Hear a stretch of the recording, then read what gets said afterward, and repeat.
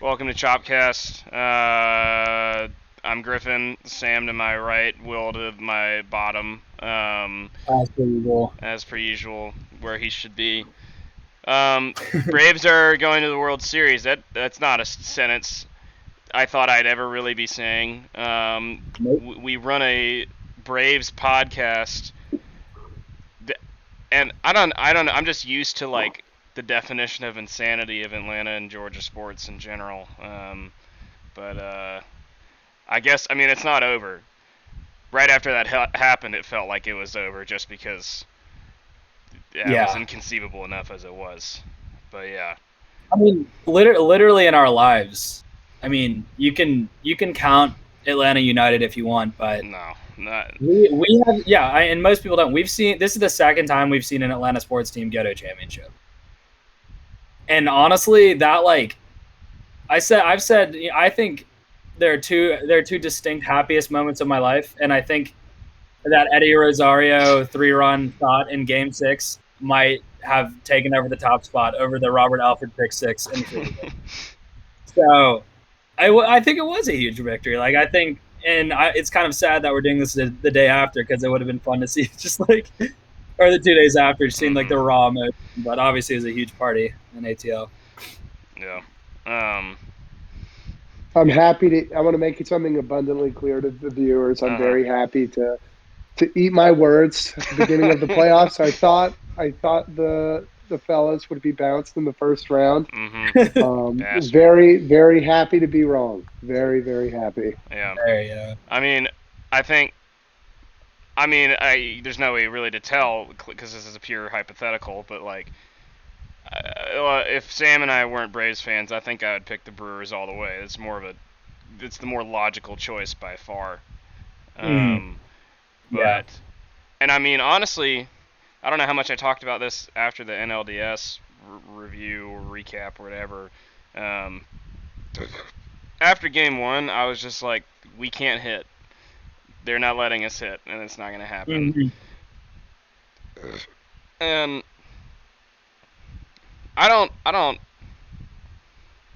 I don't know how this team keeps doing what they're doing. We're doing exactly what the game plan for us when we made the trades were, which is like just barely scrape our way in, and then just get hot.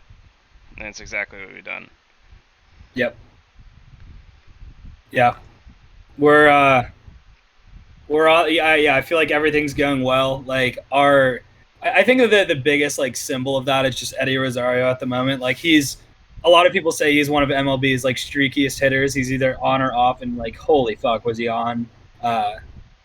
Yeah, I don't even know what words I have to say right now. Like, honestly, other than us being up 3-1 was probably this like most nervous I felt all series, which is kind of a weird way of putting it. Thanks, Will. Yeah, thanks for that, Will.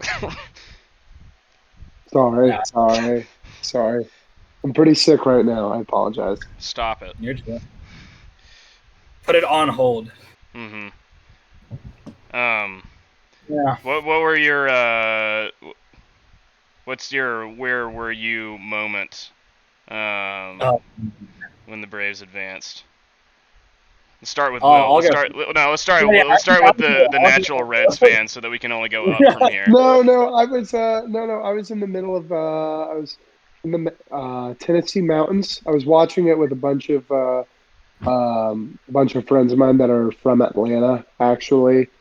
No, it was good. There was always like that. Like, my thing is, whenever you play a team like the Dodgers or something, there's always that thought in the back of your mind that Mookie Betts is going to come up and hit an 8-run home run. And so that had me anxious until like the last out, But then, I don't know. It was just pretty awesome. It's pretty sick. So yeah. I was carving pumpkins, actually. Group of friends were like, this is the time we're doing it. We're going to carve pumpkins, and I committed to it. Because I honestly, so... That's why you just don't have friends. Well, that's obvious next Cut up. that out. Because I was all in. Like, I was, excited to do it. It's obviously October. Halloween's good fun. But I thought we were going to be in the 2:00 slot. I thought there was no way the Astros were going to win it in 6. And then obviously them beating the Sox pushed our game back to 5. Or 5 or Pacific Coast time. So yeah, I was carving pumpkins. Hold on, if y'all wanna, this is maybe a good time to do this. But pumpkin. Yeah, I made a pumpkin, and I was literally making the Braves logo and watching it on the side. And part of me was like, "You see it? Wow, that's actually pretty good. That's pretty good. Wow. Yeah, I'm pretty proud of myself for it. Yeah." Is the thing in the middle hung out by like a toothpick or something? Yeah. I did a toothpick. But yeah, part of me was like, I shouldn't carve an Atlanta pumpkin because that's like the ultimate jinx, and then it ended up working out. So I lost my mind immediately, like fled the scene, called literally everyone I knew, and yeah, I had no shame about it whatsoever. Yeah. Will, did you see he has the Veil sweatshirt on? I did see that. I was gonna say classic sweatshirt. Remember when you got sunburned and then you wore that sweatshirt around? Yeah. Back in the day, I went on a vacation to Vail, and I did not wear like any face protector or anything, and that huge like windburn, sunburn thing going on. I remember you kept making up that term windburn that didn't exist, right? Yeah, windburn definitely exists. Yeah, don't gaslight me. Don't gaslight me. You're gaslighting me right now. Anyway, where were you? I had some friends that went to the Battery, but I had to go to the library for this stupid ass project thing that I had to do. And library is peaceful. UGA library is like 7 stories tall, and I was up on the 6th floor looking for some commentary on like 1 Peter chapter 3. Then I went and I got some Jamaican food and then I drank like 8 beers, and that really fucked my stomach up hard. So, wasn't the best move, but that's my favorite restaurant in Athens. It's called Kelly's. If anyone ever wants to go there, it hurts, but it's so good. But I was there with it was me and 2 of my two dudes, 2 women who were kind of into it and whatever. One of them might be listening and then get mad at me, but she made a pound cake, so that was pretty good. So I had some cake thrown in there too. Some M&M minis. I'm setting the scene right here. There was 2 lamps on. But yeah, I started hugging people. Started calling. My mom called me. Talked to my parents. My mom kept texting me. She's like, "This is like the '90s again." Yeah. Which feels like just, 95. Yeah. Griffin, I talked to you recently. Do you have it? Do you think you'll be able to go to a game or no? So what's really like this weekend for me upcoming is either going to be so awesome or just awful. Either one. Because it's the Florida Georgia game. Go Dogs. Go Dogs. Yeah. And Florida's pretty terrible this year, and we're pretty damn good. So hopefully it won't be bad, but it's a rivalry game. But so Game 3 is on that Friday, and then which I'll be traveling, I think. And then Game 4 is like right after the Florida Georgia game. So I'll be coming back up Sunday. Game 5 is the only game that I could go to. My parents are looking for tickets, but like the cheapest tickets, standing room only, are $1,500 right now. Wow. Right, that's awfully expensive. I think it was $900, and it's jumped up since then. Yeah, I was gonna say I definitely saw $900 earlier, so that's shocking. Griffin, just tell your parents that the Chopcast needs a reporter on the ground. Yeah, we'll make the money back just instantly. Yeah, researching purposes. Yeah, 1, Chopcast money. 2, like money's just an object, and then 3, please. That's those are the 3 points. But yeah, I stayed up that night until like 3 just watching every single interview that I could, and like just still it hasn't like seeped in. And I feel like my feeling is like right when it says World Series on the screen, I'm still just gonna be like, just a game at Truist Park. Yeah, for real. Do we want to talk about the series? No, I don't think we should. I don't think we should. Why would we do that? Yeah.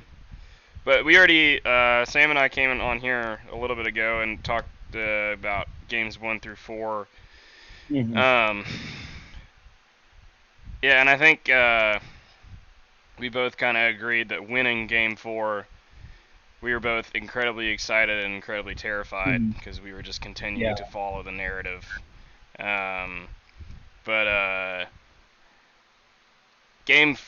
So specifically the games that we didn't cover, game 5 was awful. That was that made me lose every morsel of confidence that we had. I really didn't like gain confidence back again at all until I heard how loud Truist Park was in game 6. Yeah. Like, you go ahead.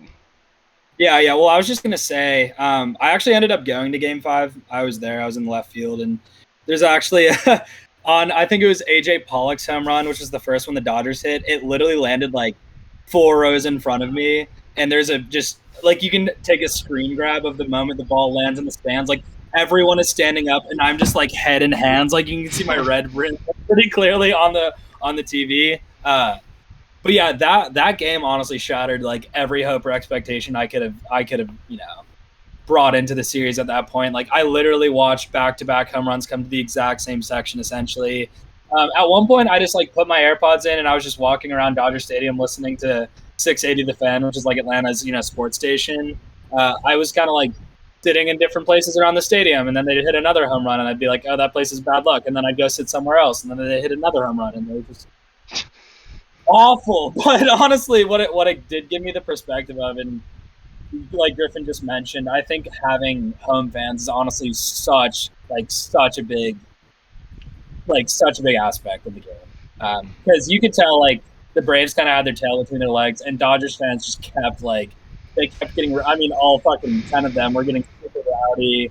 And it just kept going in their favor, and then seeing Game 6 back at Truist Park, I kind of immediately knew it was probably going to go our way, just because of that like fan aspect.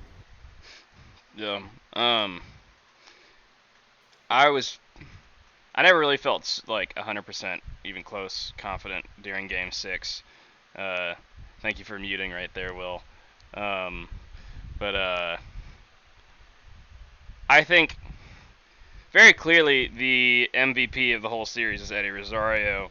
I think the MVP of Game 6 is definitely Tyler Matzik. Oh my god. That was one of the most ridiculous things I've ever seen in baseball. And very rightfully so now. There were people kind of talking about him a little bit.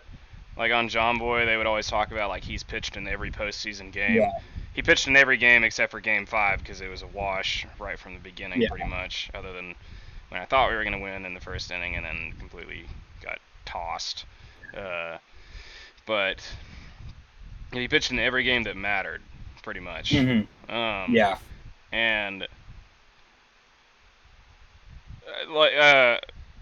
was watching the John Boy podcast episode the day after that happened, and I watched the Mookie interview too, and they were both kind of like him and Trevor Plouffe were saying the same things, which was like Matzik has an elite fastball, and like when you're just feeling it, like when a pitcher goes up on the mound and he knows exactly where he's going to put it, like he knows that you're not going to hit the ball. It was pretty much all fastballs that was just pounding him in. Like, and if he doesn't really know where he's locating those. I feel like they could very easily get hit, especially by someone who's good as Mookie Betts is. But the only real like off-speed pitch that he threw was to Pujols. And whatever game Pujols started before, I think it was in Game 4, might have been one of the earlier games, Game 1 or 2. He struck him out with a curveball coming in. So he just knew what to do with him. Yeah. All right, whatever. Okay. Oh. We had a break there for a second because my stomach hates me, and I'm lying on the ground, in pain. But the show must go on. Of course. Pujols, Tyler Matzik knew exactly what to do with him. And then Steven Souza Jr. in that moment, he's not a really great bench piece. He has like a lot of power, but he's just like the like poor man's Adam Duvall in my head. Yeah. And then Mookie took 2 straight down the middle. The first one, like I was like, okay, he was taken there, like that's fine, I can understand that. The second one shocked me. The third one, it looked fairly obvious that he just didn't know. Like he was like, yeah, I'm not gonna be able to hit this, and he tried to put his best swing on it and foul tipped straight back into the glove.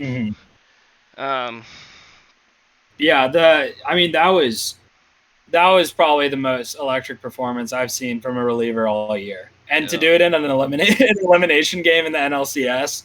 I saw this Luke Jackson quote earlier today. It's so funny.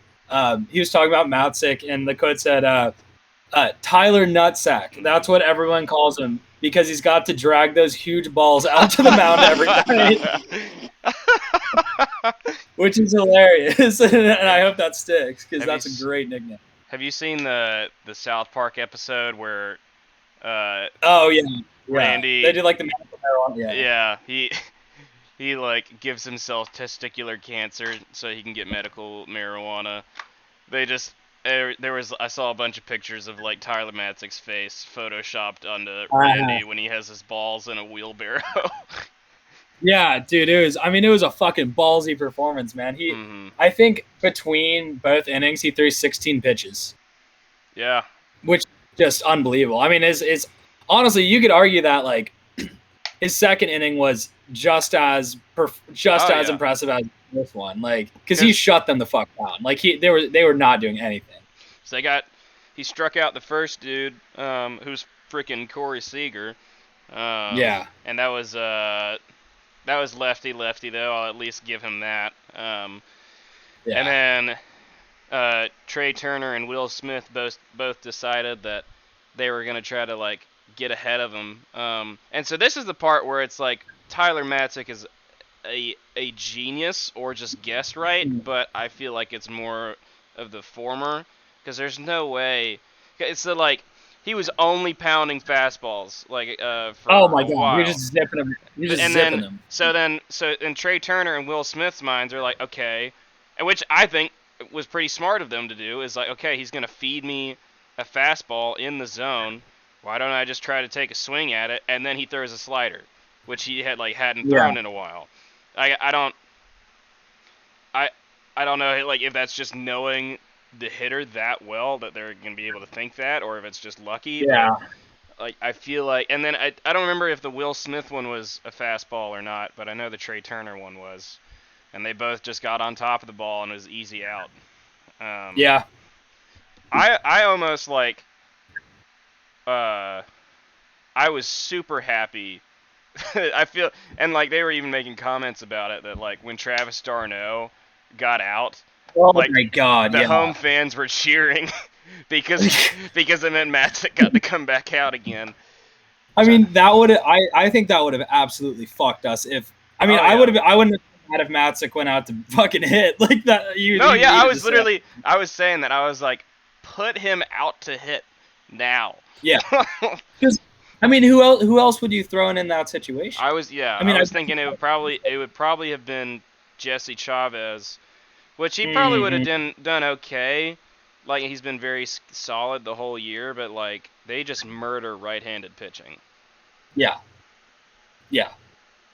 And obviously Luke Jackson didn't do us many favors. I love the guy, but holy fuck, he looks bad in the playoffs right now. I think like, after I calmed myself down, like after when we lost game 3, I was just like, I hate Luke Jackson. I can't believe he's done this. He's the least clutch pitcher ever. And then I went back and I looked at the at bats, and he really only he didn't really fuck up at all. The Will Smith hit was a really good hit that he just barely squeaked. It was like opposite field slash. And then the Cody Bellinger hit was stupid. If you go back and look at it again, like, the fact that he hit that as far and like a solid contact as he did is just dumb. Because I mean, Cody Bellinger he looked like he hated the Braves all series. Anytime he was on the bat, I was scared. The one bat earlier in Game 6 when he essentially beat the shift by poking one left field. Just like, fuck, man. What can you do about that? It was like the same thing. What can you do about it? But like that pitch was apparently the second highest pitch that Cody Bellinger's ever hit a home run off of. And it was like it was like above his numbers. Yeah. Like, I mean, it was simply outside of the strike zone, you know. Yeah. And like Luke was asked about it after the game, and he was like, they were asking him like, what would you do different? He's like, I wouldn't have done anything different in that situation. Like, I was trying to get it to be like, I was trying to get him to chase a high fastball, and he's like, out of my hand. I was like, that's a ball, and it, like, that missed badly, and it did miss badly. Game 6 was a whole different story though. Like, I think one, very clearly the Dodgers hit right-handed hitting better. But 2, his slider was just not moving. Like, I think he definitely lost his confidence against the Dodgers from the game, like 2 games before. Yeah, and thank God we're on to another team, because I don't think he was getting that confidence back anytime soon. I would not have felt comfortable throwing him out in Game 7 if it had gone to there. Yeah, no, I wouldn't either. Yeah, so we'll see. But yeah, that was an unfortunate performance. But obviously, Tyler Matzik, you know, like you said earlier, if Eddie Rosario is an NLCS MVP, it is 100% Matzik. Like, he might have saved it. So, but I think kind of on that note, I think we got to talk about Eddie Rosario. Obviously, I mean, he batted, I think, .560 in the NLCS. He's tied for the most hits in a single. I think it might have just been like a series in the postseason. Single series. Yeah, in a single series with 14. And honestly, like, the hit that put him there, the 3-run home run to right field, I don't think I've ever been in denial of a home run before. I've questioned, you know, I've questioned before, like, oh shit, that went out, like, no way, but I'll take it. But I legitimately looked at my TV screen for probably 30 seconds, and I was watching with my friend Andrew. You could probably ask at some point, could attest to this. Like, I was like, no, that went foul. Like, that went foul. There's no way that went out. Just because that's what we're used to. You know, you're not like expecting just a rope to right field into the chop house. It's just, oh my god, it was amazing. Yeah. I remember, like, just kind of visually putting myself there. I remember them, like, him going down 0-2, and then like the camera just doing this kind of weird, interesting shot it hadn't done all night, where it like ran down the first base line or something, and and I like they were talking about like if they can capitalize here, and I was like, oh, don't get my hopes up. Like, don't think we're gonna do anything. Like, Eddie's been so hot. He can't go up there and hit every time. Like, there's no way. And then, like, just he definitely, like, it wasn't a great pitch, but No. on the opposite side, it was like a great piece of hitting, and I just saw him hit it, and I was like, okay, that's a double, Mhm. because it was a line drive. Yeah. It was a Yeah. line Exactly. drive home run into right field, which is hard to do at Truist Park. And I think I don't know what the fuck Walker Buehler was doing there, because like the sequence of his pitching was absolutely atrocious. He Yeah. did. I watched the video on it earlier today. He went. I think it was a 6-pitch at bat. He threw 5 cutters Two and 1 seamers. fastball, and they were all in the same exact spot. Like it was like kind of bottomish, leftish. Yeah. And Eddie was sitting on it, like he was ready for it, and Walker Buehler did not change. And honestly, shout out Max Scherzer for not playing Game 6 because I think we all knew we were going to shell Walker. He looked shaky in the first game, did not look great in this game, obviously. And if we know anything about Walker Buehler in the postseason at Truist Park, especially, it just wasn't going to go his way. But I think also, you can talk about the Walker Buehler sequence, but also, the sequence of hitters that led up to the moment also was a little unbelievable. I think up until that point in the game, Braves had 5 of their 6 hits on 2 outs. And the sequence that led up to that was a walk to Travis d'Arnaud, us taking Ian Anderson out in the 4th inning, which is one of the ballsiest moves you can make when he's thrown, one-run ball up to that point. Us subbing him out for Adrianza, who I think, he's a great pinch hitter, but nobody's really expecting he something hadn't had clutch. a hit. I think he had, how many at-bats did he have this whole series? Oh man, I mean, it couldn't have been more than 2. Well, I mean, it was. I think for the whole postseason, he hadn't had a hit in all of his pinch hits. Which, Yeah. I mean, Oh, pinch hitting, you're I not. thought you were talking about that. Never mind. Pinch hitting, you're not expecting a hit most of the time, clearly, but Yeah. I think he had at least 6, maybe 7 at bats the whole series, and just I think he had a lot of strikeouts. Yeah. But Yeah, he just actually banged it down. A broken bat. Yeah, he got that base hit because he broke his bat. Yeah. If he had It was like gotten solid contact, bat not broken, that would have been a foul ball, I think. Yeah, 100%. I mean, it completely deadened the ball. Like, not to mention a little emblematic, but he was using Rosario's bat at that AB, so broke Rosario's bat to set up the man on second and third. And I think it was funny too because I remember thinking, watching that ball sail into right field, I'm like, if Travis d'Arnaud does not get home, we are losing this game, like no question. And then I see him like rounding third. Wash puts up the stop sign, which ended up being the right decision because Mookie had a great play in right field. But obviously Eddie's like literally the one person you would want in that situation to kind of clean it up, and he did just that. Yeah, I think Wash would have honestly ran him, even though he probably wouldn't have gotten there if it weren't Eddie or like the top of the order coming up. Yeah. I think you're right because I mean obviously Wash is established. He's not he's not opposed to some risky sends because those what was that? Was that game 1 or 2 where he was just sending everyone home and we walked it off eventually? Like that's incredible management. It was game 2, I believe. I think it was game 2.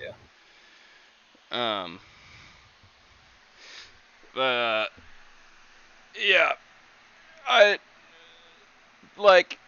there is no way. Like, I was thinking that the most the most dominant players of this postseason, if I had a top 3, Matzek and Rosario and Will Smith would not have been in those top 3. Yeah. And it's that they have not as much Matzek. I expected a little more. He'd been pretty solid the whole year, except for like there was like a 2 or 3 week span where he actually like kind of started at Dodger Stadium, where he just was awful. Couldn't get an out. But the resiliency has been the theme of this team all Yeah. year, and just like it's just been one thing after another getting like things thrown at you, and like Mm-hmm. I like kind of I don't know if this meant that I was just very feeling like, okay, we're not gonna win this series anyway when we came in, but when I saw that Jorge was gonna be gone at the beginning, it was looking like gonna be the whole series. I was like, well, what can you do? Yeah. And like you can Dodgers fans and just pundits that I've seen like talking about their injuries, which I will say is significant. But like Yeah. we have dealt with so many more injuries than they have, and been able to come back from them. Like we have an entirely different new outfield, and the players that they have to come in are still getting paid way more than like probably half our players. Mm-hmm. Um, Yeah, it's. I mean, for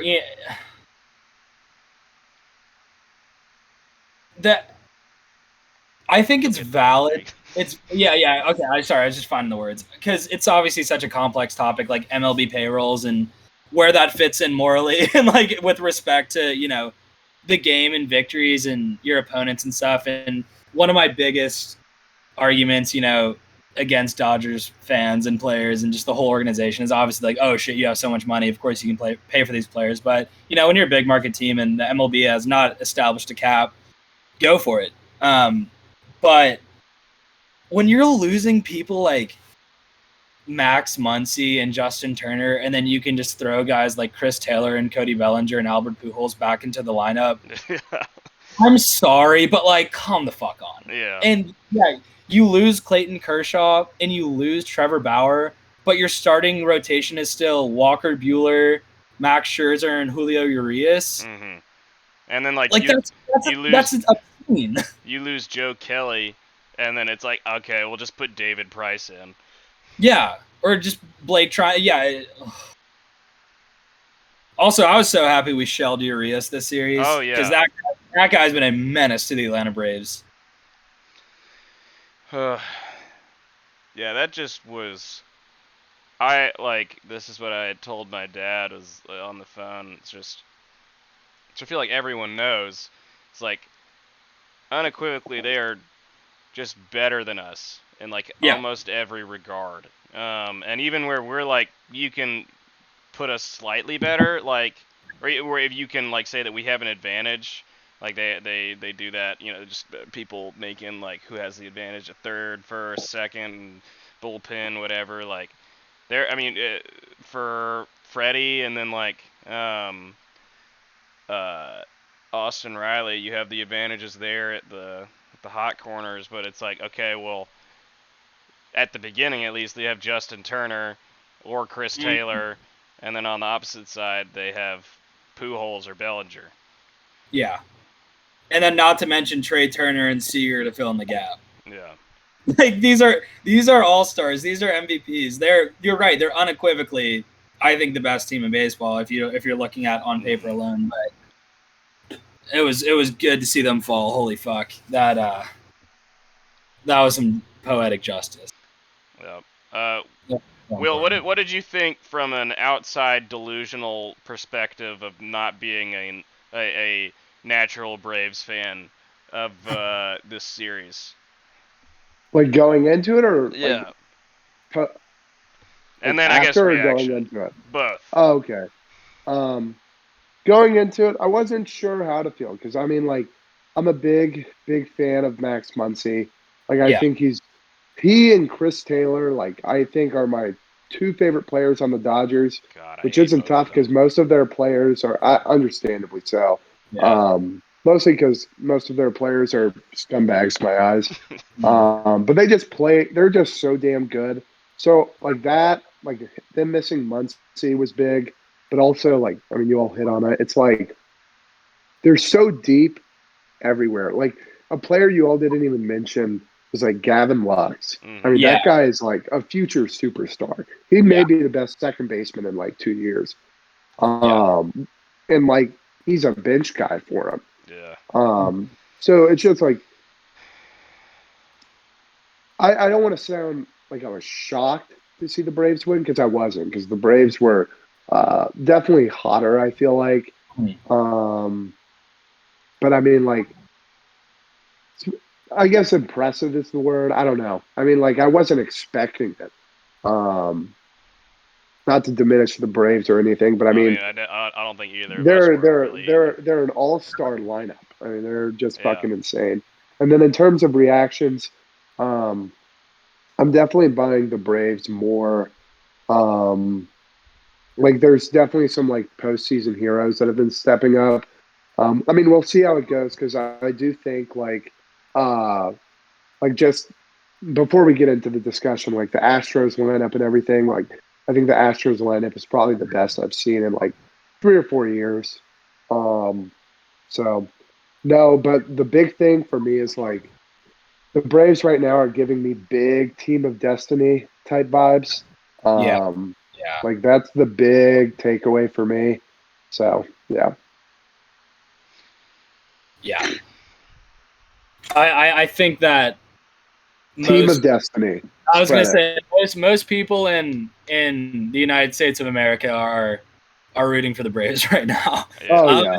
Especially given the team we're playing, and I don't know if it's the right time to transition into this, but might as well. The Astros are, I mean, they are probably one of the most universally hated teams in sports, Yeah. and honestly, rightfully so. Like they had a groundbreaking cheating scandal a few years ago. Yeah.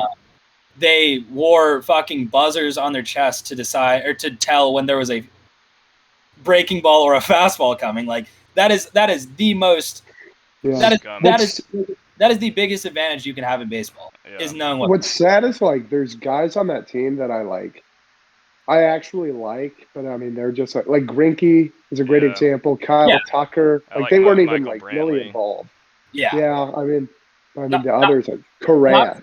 Not to mention awful. Oh god! Not to mention Charlie Morton was on like the Astros team that got broken. So he knew. He definitely knew. He definitely knew. Yeah, and it sucks because you also have guys like Altuve that are just universally detested now. But prior to that, Altuve was one of the most beloved players in sport. I mean, his come up is unbelievable. The dude's 5'5". He looks like an absolute midget, and he made the team essentially by walking on. And then this all happened. So I don't know, what to take into the series. I will say if there's a team as hot or close to as hot as the Braves, it's the Astros. I mean, they flipped that series on a dime. Yeah. I will say like the big thing, I hit on it briefly, and like it's the elephant in the room. The big thing that's like scary about the Astros is they probably have the best lineup in baseball. I mean, like, dude, they are. I don't know if you've looked at their lineups for the postseason, but they're starting Yuli Gurriel, who's been a bit cold this postseason. He's seventh in the batting, and he just won the batting title. Yeah. I mean, that's fucking insane. Yeah. They only have like. I will say, they definitely have a stronger lineup than we do all the way through. But in terms of their holes, like I feel like, especially since we're gonna have the DH in Houston, and so it's either gonna be Jorge or it's probably gonna be Jorge. I think it's good. It's got Jorge. But it's like their holes are is McCormick. Is that his name? The center fielder. Oh, yeah. And then Martin Maldonado, who another catch junk. Yeah, he might as well just go up to the plate without a bat. He's just. I'm pretty sure he has one hit in the postseason. Yeah, he had the worst average in the MLB this year. It was like a 157. Holy fuck, man! Like, come on. Yeah, so that we got to take advantage of that. Also, their pitching's kind of shaken up. Yeah, so yeah, I was I was just looking at who their starters were going to be, and right now, so Lance McCullers is out for the World Series officially, which is huge. Who's their ace? Their ace is Framber Valdez now. So it'll be Valdez and then Luis Garcia, who's a rookie, and then Jose Urquidy, or however you say that. Urquidy. And then for Game 4, they're planning on starting with Greinke and doing a bullpen game the rest of the way. Interesting. Their bullpen is nasty too. Yeah. I think they've been a little bit roughed up recently, but they were one of the best ones in the regular season. Like for any people out there that don't know what ERA plus is, that's basically a stat that takes your ERA and then normalizes it to where like it accounts for like the stadium you're playing in and then the opponent you're playing against, and league average is about 100. If you're like 150, that means you're better than 50% of the league. Well, the Astros have multiple guys that are like at 190 ERA plus or better than 90% of the league in their bullpen. Like Graveman, Presley, Javier, Emmanuel. I mean, they're pretty nasty. They're pretty damn good. I don't know much about their bullpen, like in terms of specific people other than Kendall Graveman and Presley. Who's their closer? Presley. Oh, okay. He's been one of the best all year. He's been up there with like Hader. But we saw we treated Josh Hader in the NLDS. Thank you. Good point. It's a good point. Yeah. Thank you. But in terms of the lineup again, to bring this back to me, as I have to. I think our holes are the same in our 8 and 9 spot, and like I feel like the way that Dansby's been hitting, he's kind of similar to McCormick. I think McCormick's hitting like around the low 200s in the postseason. And I think Darno would be ninth, more than likely, is, in terms of batting, it's not much harder to be better than Martin Maldonado. But I think Travis is, I'm going to guess he gets 3 hits this whole series, at most. I think like when after he got injured, I don't know like if he was able to get his swing back, or like, so apparently the commentators were saying stuff about like how he was grimacing after he would swing. I don't know if that's just because it's like, oh dang, I suck right now, or if it's like has something to do with his hand and his thumb. So I feel like it's gotta be. I mean, there was a point last year where Travis was our 4-hole. Yeah. He was batting cleanup last year in the postseason too. I'm pretty sure. I feel like it's got to be like a thumb thing because he's looked. I will say recently he's looked much better, like, and he's come up in bigger spots. Namely, ironically, striking out to keep Matzigan, but no, came in the clutch there. He honestly might have won us the NLCS with that strikeout. Yeah. I don't know what the fuck you're thinking if you're Dave Roberts, bro. Just put him on base, force our hand a little. Oh yeah, that was stupid. That was so fucking. Well, stupid. I mean, I get. Well, not entirely. In hindsight, yeah, clearly. But like, if you don't do that, you're bringing up Soler. There's a chance that you go from being down 2 to going down 5.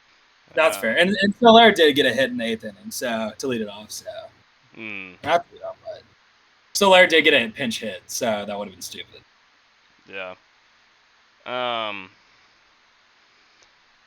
But yeah, I feel like, especially having Soler as the DH, it's definitely not an advantage for us in terms of their lineup or whatever, and our pitchers are gonna have to. Pitching to Martin is essentially like pitching to a pitcher. As it is. So it'll be interesting to see what they do when they go to Atlanta. Yeah. I mean, they're gonna have to choose between like Alvarez and Brantley for someone. Yeah, they're gonna have to. And they may just say they may just say fuck it and run Alvarez in center field, which is a bold choice, but you know. May put him on the mound. You know. Yeah. He's got a bat. The pitcher's got a bat, so. Yeah, And I feel like we saw how poorly that can go when Lux got in center field, and then just I know the Dodgers ended up winning the game, but he indirectly led to a 4-run rally because he couldn't catch a ball in center field. So I mean, I will say that the sun, there yeah, were the sun. patches of sun in that game, and that was pretty brutal. And I mean, it wasn't like if you just put just like a double A or single A scrub out there, like more than likely they're not gonna make that catch. I don't think. Just like a random dude, a 350-pound man, he's not gonna make that catch. I'm just going on a weird little tangent now. I'm sorry. Yeah, I don't know where you were going. I was there, just Griffin. okay. I was just not a typical dude could make that catch all the time, most of the time, always, right? Yeah, I think so. And Yeah, The sun definitely did have an impact, but I just thought it was funny, and it was kind of on topic. So hopefully they make the same mistake. So in terms of matchups, it'll be Morton and Valdez, Fried and Urquidy, and then going to Atlanta, Luis Garcia and Ian Anderson, and then Zach Greinke going as long as he can, maybe 3 or 4 innings, and then their bullpen versus our bullpen. Yeah, and I imagine we'll probably either start Minter or Chavez for that game. Yeah, it'd probably be Jesse. Yeah. And then maybe, I guess, either try... Like, I was going to say either Smiley or Noah, but Noah's done. And he was so bad anyways. He needs a long off season. Yeah, it needs it needs some time, bro. Like he was looking bad. Yeah. But I feel like I wonder how many close games there's going to be, because I feel like there's going to be a handful of blowouts. Yeah. Just the way I think there'll be like 2 blowouts at least. I don't think Morton and Valdez I think that's going to be a pretty close game. And I don't know about Fried and Urquidy. That could be a more high-scoring game. Mm-hmm. And same with I don't know hardly anything about Urquidy or Garcia. But I do know that Garcia was the one that gave up 2 grand slams in 2 innings to the Red Sox at Fenway, I think. Anyone want to check me there? Yeah, I can double check. You said that was a 2 grand slam game. That was game 3 of that series. Yeah, it was the first one in Boston. That was crazy. Yeah, this was game 3. Yeah. And the opener was Urquidy. Yeah. Game 3. That was when they scored all those runs? Oh wait, no, that was Urquidy started game 3. That wasn't the 2. That wasn't the 2. That wasn't the 2 Grand Slam game though. Was that game 4?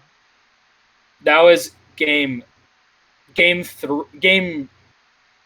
Okay, yeah. Wait, sorry. I'm pretty sure. It might have been game 2. Game 2 was Luis Garcia. Okay. And that was the Grand Slam 2 Grand Slam game. So that was at Houston. That was in Houston, and then game 3 was Urquidy, who only went 1.2 innings and gave up a grand slam. Oh. Well, I don't really know what to expect from Garcia or Urquidy, but I feel like we definitely have a significant advantage over them in terms of starting pitching. Oh yeah, I think if our pitching's better, we're going to win the series. And obviously, that's kind of a broad statement, but I think it's going to come down to pitching because I think our offenses are a bit comparable. If anything, the Astros maybe have a better, offense, but if we can shut them down, like with starting pitching, they're not going to do it. My guess is if we can be leading by the 5th inning every game,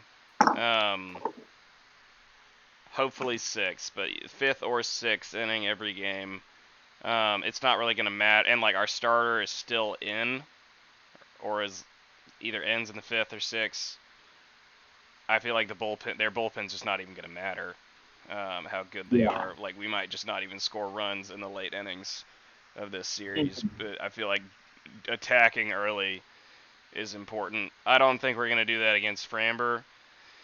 No, I haven't seen him pitch hardly at all, being in the AL, and also not wanting to watch Astros games. Yeah, I know he's good. I watched. Yeah. Yeah. What makes him good? I think he has a 3-1-2. I'm pretty sure he's the one that like pretty much shut down the Red Sox. Yeah, he went 7.2 of sounds about right. like 3 hits. Red Sox offense is obviously like really damn good. I can't remember like his pitch sequencing or anything. Mm-hmm.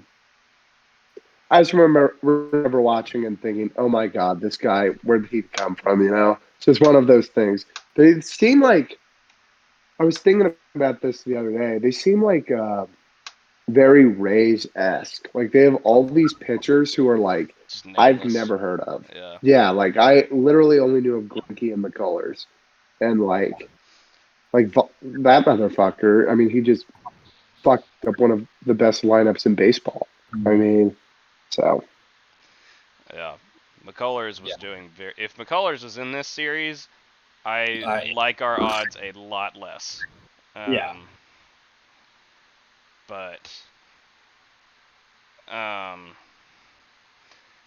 yeah, I think this series is very difficult to predict. And especially because I don't think they've played each other in like 4 years. No, yeah, it's been at least 4 years. Definitely did not play this season. It's been a while. Which, like, I did say something about that to someone the other day that, like, I think we have a little bit of an advantage in that, that their team 4 years ago, 4 or 5, however long we played them ago, is not very different than the team they have now. And our team is entirely different. Literally so different. I mean, if it was 4 years ago, we'd still have, none of our pitchers, maybe like a reliever or two.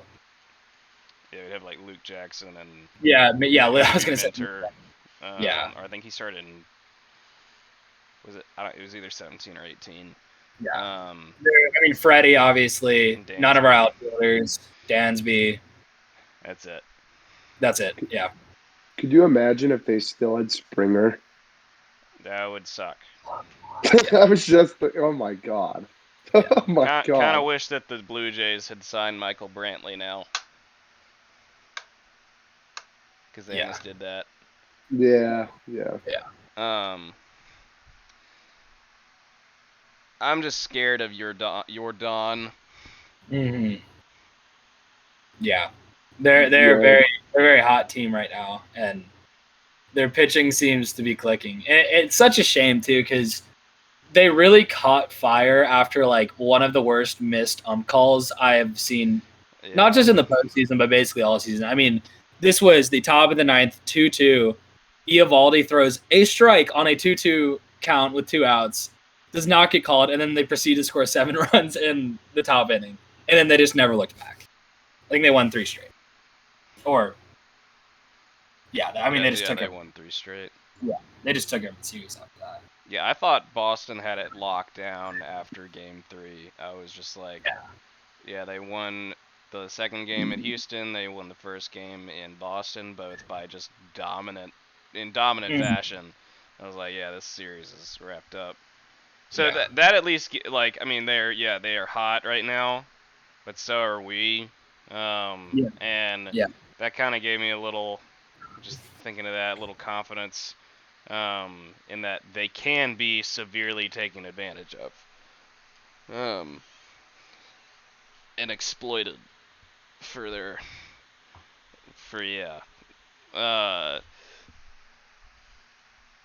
But what are our predictions as we wrap up here?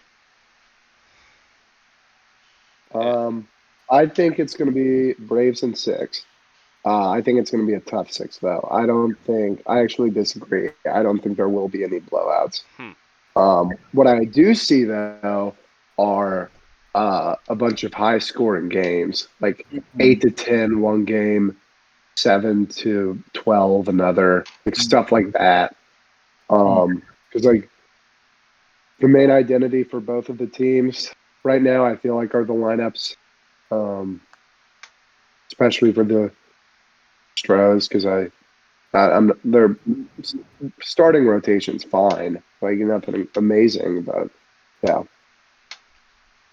Yeah, I agree. I think it's going to be Braves in 6. And honestly, if I have to swallow my words, I'm man enough to do it. But at this point, I have never felt more confident than this team. And it's because we've battled through so much. I think it's really worth reiterating that at the trade deadline before we got Jack Peterson, our outfield was Orlando Arcia, Guillermo Heredia, and Abraham Almonte.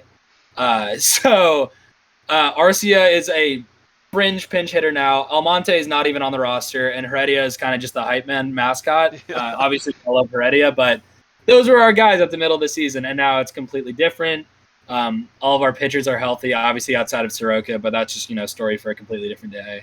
I think having Acuna back in the dugout too is big. I think he's probably adding a lot of motivation and support because they're going to want to do it for him. I do think I will stick to my previous thoughts. I think there are going to be at least 2 blowouts. That's just kind of what we've seen in the later rounds in the playoffs this year and last year. I mean, this past series there was a 9-2, there was an 11-2. Last year in the NLCS, we watched the Dodgers score 15 on the Braves. I think that's just kind of like the storyline, and hopefully none of those games really matter in the end, and hopefully it's kind of a split between of blowouts between teams, but I'm going to stick with that. I'm going to say Braves in 6. I'm debating on whether I'm saying Braves in 5 or Braves in 6. Because I feel very... You got to do 5, because we both said 6. Okay, so. I'll say Braves in 5 then. I keep... From the beginning of this postseason, and even like when we were just barely leading our division towards the end of the year, and I kept saying, like, if we're going to, like, all we got to do is get to the postseason and then hope we're hot and then maybe ride something there. And just I kept making the comparisons in our team to the Nationals in 2019. And it just, the comparisons keep drawing to this team. They beat the Brewers in the wild card game. We beat the Brewers in the NLDS. They beat the Nationals in the NLCS, the Dodgers in the NLCS. Yeah. We beat the Dodgers in the NLCS. They beat the Astros in the World Series. Mm-hmm. We beat the Astros in the World Series in 5 games. Interesting. There's some cool storylines with this series. You got Brian Snitker, who's been in the organization since 1977, who was like a very odd hire for the position of just manager, and was just an interim for Freddie Gonzalez. And you have him facing off against Dusty Baker, who his first MLB start back in the 70s was on the Braves against the Astros, which is interesting. And you have Brian Snitker is facing off against his son, who is the Astros hitting coach. I did not even realize that. Wow. Yeah, Troy Snitker. That's a bit ironic. Unbelievable. That he's the Astros hitting coach of all teams, He just programs everything. He's the one that's just banging on the trash can. Yeah, for real. But yeah, someone brought up a good point today that not once have the Braves lost a World Series game at Truist Park. So, and just we went 5-0 in our postseason games at Truist Park. We did this year. We did. I think we're gonna take. I think we lose game 1. Mhm. And I think it's gonna be like no more than 4 runs scored. I think we take game 2 and we just blow them out of the water. I think we come home and 2 of those games are close. One of them is still kind of close, but we have control the whole time. It's the energy that we're supplying right now at our stadium is near unbeatable. It's insane. Like, it's actually insane. And the fact that they're gonna have to lose one of their big bats, whether it's Brantley or Jordan, more than likely gonna be Brantley, is pretty huge for 3 games in a row. Yeah. I think another thing that needs to be mentioned is if Yuli Gurriel gets it going. Yeah, you need to keep him keep him cold. Yeah. Yeah. I think. Charlie Morton as an insider is pretty good too. I was gonna say, yeah. And I don't know. There's so many things that could happen with this. Still doesn't feel real. I will say, if we lose, I just want to get it I want it to happen quick. Just so I can kind of squash hope. We lose the first 2. I think that'll be pretty hard to come back from. But I will say, my prediction, purely just off of looking at trends, was to lose the World Series this year, because last year we lost the NLCS. The year before we lost the NLDS. So NLDS, NLCS, World Series means even if we lose the World Series this year, we're gonna win it next year. So, and that is completely logical. Yeah. You're right. Yeah, I hate that. You're right. But if there is a trend, hopefully we don't follow it. Oh God! Why'd you have to plant that seed, man? That's because that's so true. Hey, but that means that we win next year. So that's true. That is a good point. Which, this team's been something else, but I feel like we are just gonna be very good next year. We should be. 100%. We absolutely should be. Because we're going to get Acuna back. We're probably going to sign some of these trade deadline acquisitions. I would bet my left nut we'd re-sign Freddie to whatever he wants. We still are maintaining our entire bullpen pretty much. Yeah. Bullpen. We're going to get Soroka back, hopefully. Hopefully. And Anoa should be good again. Yeah. And then you have people that are on the verge who can easily replace Kyle Muller. And Tucker I was going to say Kyle Muller.